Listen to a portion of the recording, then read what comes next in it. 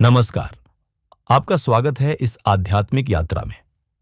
आज हम जानेंगे वेदों के अनुसार सावन मास में बोलबम का महत्व क्या है। साथ ही यह भी समझेंगे कि शिवलिंग वास्तव में क्या है। यह ज्ञान सिर्फ भक्ति नहीं, वेदों की वैज्ञानिक और आध्यात्मिक समझ भी देगा। आइए आरंभ करते हैं।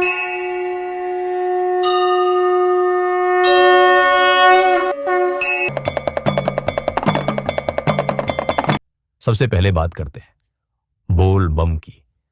बोल बम एक नारा नहीं, एक साधना है। यह केवल शब्द नहीं, एक दिव्य ध्वनि है।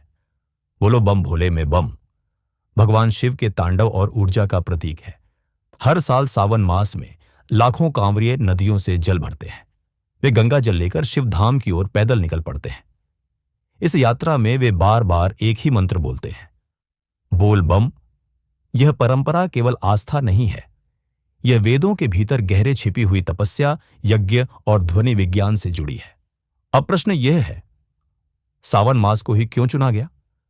वेदों में वर्षा ऋतु का विशेष महत्व है। अर्ग्वेद कहता है, आप स्वस्थिनः पयो दधातु, अर्थात जल हमारा कल्याण करे। सावन का महीना वर्षा, हरियाली और शुद्धि का समय होता है। प्रकृति जागृत होती है। यह समय ध्यान और साधना के लिए सर्वोत्तम माना गया है। यही कारण है कि भगवान शिव की उपासना सावन में विशेष रूप से की जाती है, क्योंकि शिव तप के देवता हैं, संयम के प्रतीक हैं और सृष्टि के संतुलन के केंद्र हैं। अब बात करते हैं कांवर यात्रा की। यह यात्रा केवल एक पैदल चलना नहीं है, यह वेदों में वर्णित तप और व्रत का आधुनिक स्वरूप है। अथर्ववेद कहता है, तपसा ब्रह्म विजिज्ञासस्व, अर्थात ब्रह्म को जानने के लिए तप आवश्यक है। जब भक्त गंगा जल लेकर सैकड़ों किलोमीटर पैदल चलते हैं, तो वह शरीर और मन दोनों की परीक्षा होती है। यह यात्रा शरीर को अनुशासित करती है, वाणी को शुद्ध करती है और आत्मा को जागृत करती है। कांवरिये यात्रा के दौरान व्रत रखते हैं। वे ब्रह्मचर्य का पालन करते हैं। मांस, शराब, झूठ, क्रोध, इन सभी से दूर रहते हैं। यह सब वेदों के अनुसार साधना के अनिवार्य अंग है। अब बात करते हैं इस यात्रा में बार बार बोले जाने वाले मंत्र बोल बम की। वेदों में ध्वनि को नाद ब्रह्म कहा गया है, अर्थात ब्रह्म यानी ईश्वर स्वयं ध्वनि है।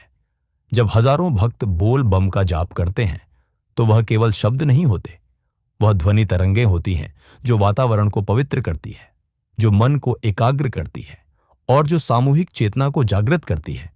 ये मंत्र हमारे मस्तिष्क में कंपन पैदा करता है, जो ध्यान की गहराई में ले जाता है।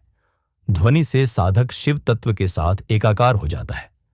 अब समझते हैं शिवलिंग का रहस्य। क्या यह केवल एक पत्थर है या कोई मूर्ति? नहीं, शिवलिंग वेदों के अनुसार एक प्रतीक है। यह मूर्ति नहीं, ब्रह्मांड का संकेत है। लिंग का अर्थ है चिन्ह, वह जिससे कुछ जाना जाए। श्वेताश्वतर उपनिषद में कहा गया है, लिंग में वेदम सर्वम, अर्थात संपूर्ण ब्रह्मांड लिंग स्वरूप है। शिवलिंग 3 भागों में बना होता है। निचला हिस्सा ब्रह्मा का प्रतीक, मध्य भाग विष्णु का और गोलाकार शीर्ष भाग शिव का। इसका अर्थ है सृष्टि, पालन और संहार, तीनों शक्तियों का एक स्थान पर एकत्र होना। जब कांवरिये गंगा जल लाकर शिवलिंग पर चढ़ाते हैं, तो वह केवल जल नहीं होता, वह उनका तप, भक्ति और आत्मिक समर्पण होता है। यह जल उस अग्नि को शांत करता है जिससे संसार की अशांति जलती है। यजुर्वेद में श्री रुद्रम पाठ में यही प्रक्रिया बताई गई है कि रुद्र को जल, दूध, घृत से अभिषेक करो और उन्हें प्रसन्न करो। अब बात करते हैं इस यात्रा के यौगिक पहलू की। कांवर यात्रा केवल धार्मिक यात्रा नहीं है, यह एक चलती फिरती योग साधना है। पदयात्रा शरीर की साधना है। मौन और ब्रह्मचर्य वाणी और मन की साधना है। बोल बम का जाप आत्मा की साधना है। वेद कहते हैं, शरीरम तपसा शुद्ध्यति, अर्थात तप से शरीर पवित्र होता है।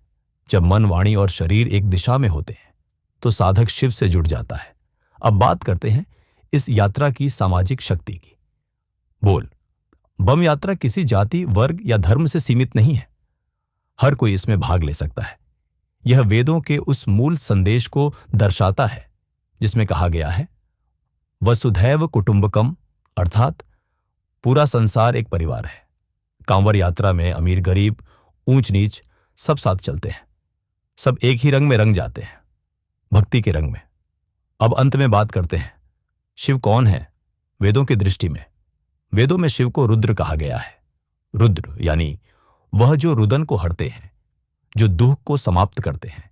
यजुर्वेद कहता है, एको रुद्रो न द्वितीयाय तस्थु, अर्थात रुद्र एक ही है, उनका कोई दूसरा नहीं। वह आदि भी है और अनंत भी।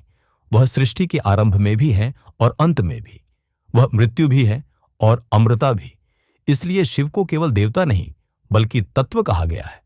वह परम तत्व है, पर ब्रह्म है, निर्गुण और सगुण दोनों है।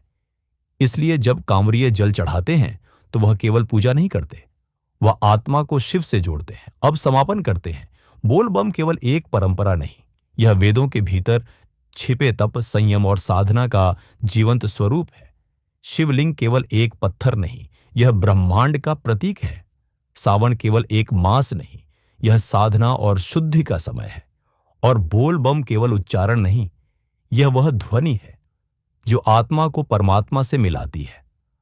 अगर आपको यह डॉक्यूमेंट्री ज्ञानवर्धक लगी हो तो वीडियो को लाइक करें, चैनल ऑडियो स्पार्क को सब्सक्राइब करें और इस भक्ति ज्ञान को अपने मित्रों और परिवार तक पहुंचाएं। हर हर महादेव।